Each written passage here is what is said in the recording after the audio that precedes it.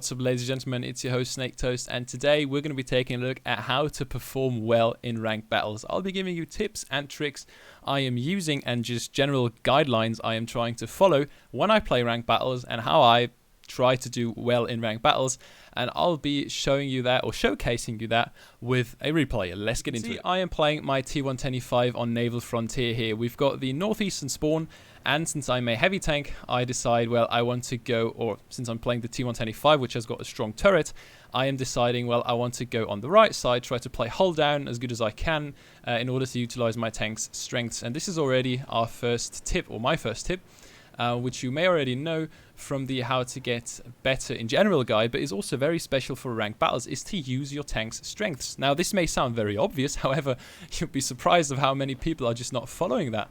I know my tank is good at hull downing, so I'm trying to stay hull down. I'm trying to, as you can see, peek out quickly, put a shot into the 62A, and then get back into cover. And here, if you have a look, it's a very, very slim hull down position, but I am hull down. If I go back, then my lower plate is hidden. Now here, I'm deciding to put one into the Kranwagen. Why? Well, I know that this Kranwagen is a threat to the tanks which are behind me, which is the 100 and the Grill 15. And I just don't want this Kranwagen to shoot my allies so that they can keep their HP and so that, you know, our chances of winning are increased. So I'm always peeking out, but then going back into the hold down. I'm not just pushing the Kranwagen because I don't really know what's behind. There could be some big TDs camping behind this Kranwagen. So if I go out too much, well, I'll be very exposed and that'd just be a big disadvantage. Now, what is the current situation? The second tip I've got for you is to analyze what's happening on the battlefield. You can see that in the southern part of the map, we've got 2 of our guys fighting against 3 other red guys. So they are probably going to die, which means that if we let these red dudes kill our green dudes, then they are sooner or later going to be pushing into our back. And this is why I decided to increase the pressure here on this side. I am predicting what is going to happen. I know that we're losing the south, so they are going to go towards B, and they are going to put some pressure into our back. And if by then we haven't killed this I-7 and this Kranwagen, well, we are in a pretty bad situation, because then we're going to have, you know, we're going to have to fight on 2 fronts, and I don't want that to happen. So I'm going aggressively. Yes, I'm losing some HP.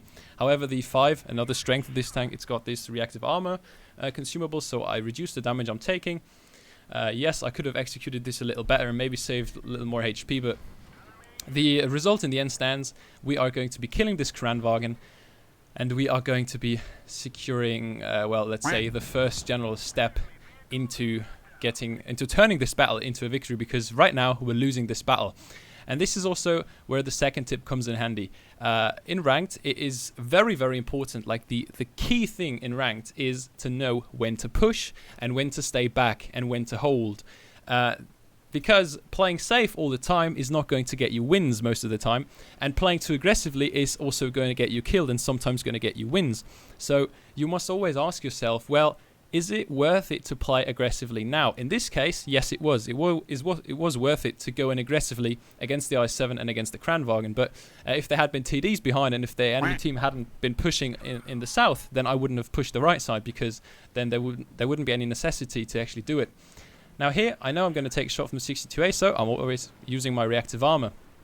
And this is also getting us to the second part of what is very important. You can see that I went around the south, like I went around the entire hill just to be able to kill this grill and to kill the 62A, because in ranked, what gets you closer to victory, as it is in ranked battles, is kills. Kills are what are worth the most in ranked battles, because you are only going to really win points if you win the battle, and winning the battle is easiest by getting kills. Well, why? Well, because first of all, kills remove guns from the enemy team, so they can do less damage to you, and also because you get points. As you can see, we had a little disadvantage on points. However, I managed to cap B, and now the only cap left for enemies is the C cap, and the only tank left is the C50M. So always, you have to be aggressive, yes, but well-tempered. You have to know, well, am I going to go in fully aggressively? Am I completely going to go ham? Or am I going to go ham completely? Or am I just going to stay back, play safe, keep my HP, and do the damage? This is the key things you have to follow in ranked. And then I think you're going to be able to do pretty well. Also, try to talk with your team. Try to coordinate your allies. Try to tell them, okay, guys, we're going to push, or tell them we have to push.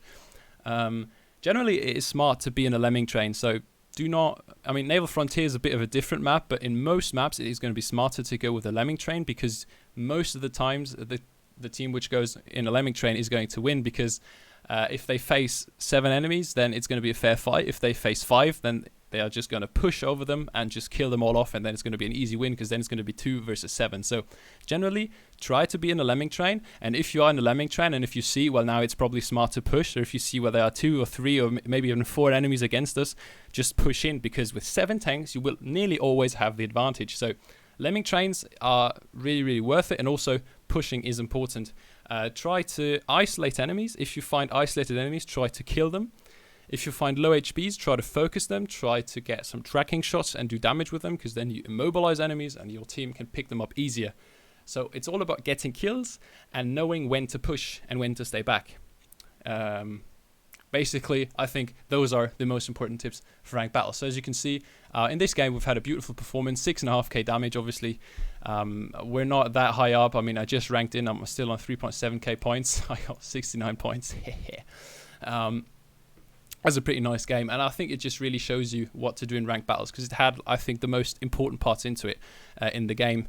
I pushed when I had to push. I killed the Kranwagen and the I-7, and I also went for the kills when I had to go for the kills. I also looked at the points. I got base B. I got kills, and by this reduced the enemy, the total of the points the enemy team had, and it's just, you know, that is like the key things you want to follow in ranked battles. So I'd like to thank each and every one of you for watching this video. If you liked it, feel free to subscribe and leave a like, and also write a comment if you have anything to say, any feedback to give. I'll be reading through each and every one of your comments just as usual. I hope you enjoyed this quick little guide on how I play in ranked battles. I'll be making sure to make more ranked battles videos once I get into the higher leagues of points, because the gameplay there is going to change a bit, obviously.